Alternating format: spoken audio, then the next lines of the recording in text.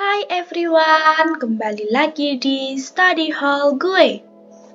Di video ini kita akan sama-sama belajar tentang simple present.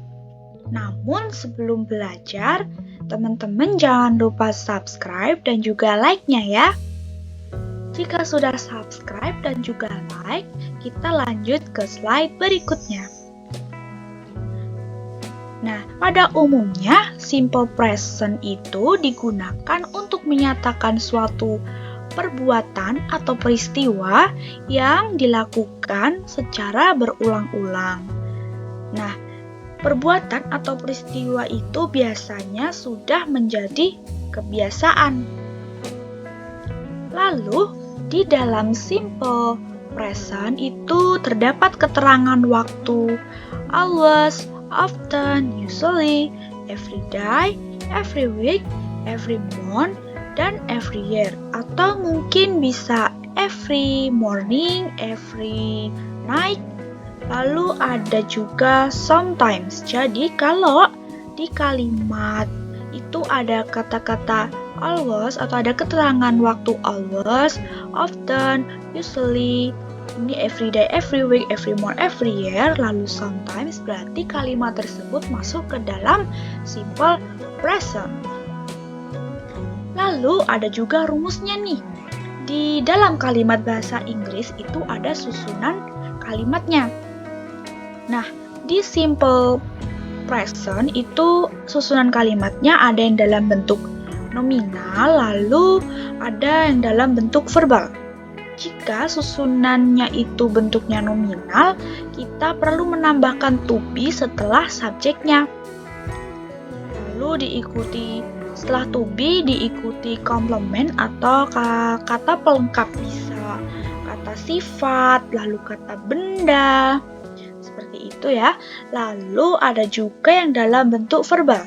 Jika dalam bentuk verbal, kita menambahkan verb one, lalu verbnya ini kita tambahin s atau es jika subjeknya itu tunggal atau orang ketiga. Nah, jika subjeknya itu jamak seperti I, you, Dewi, kita cukup menggunakan verb one saja lalu diikuti dengan subjek. Coba kita lihat example-nya berikut. Nah, ini ada kalimat I am happy every day. Nah, ini menggunakan bentuk nominal, tidak menggunakan verb ya, sehingga subjeknya harus diikuti dengan to be. To be-nya apa?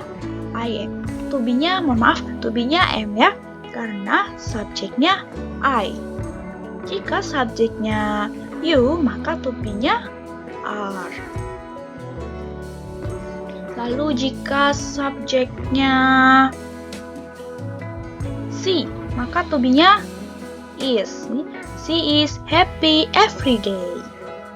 Lalu yang kedua ada my mom is always beautiful.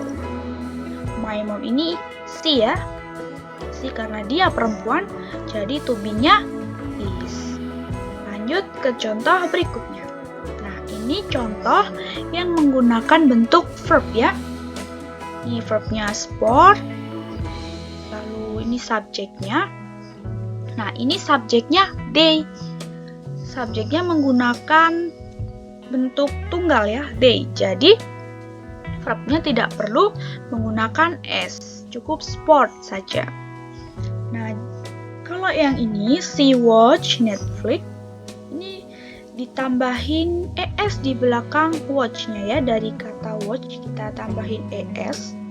Jadi, she watch Netflix karena apa? Ditambahin es karena subjeknya merupakan subjek tunggal atau orang ketiga.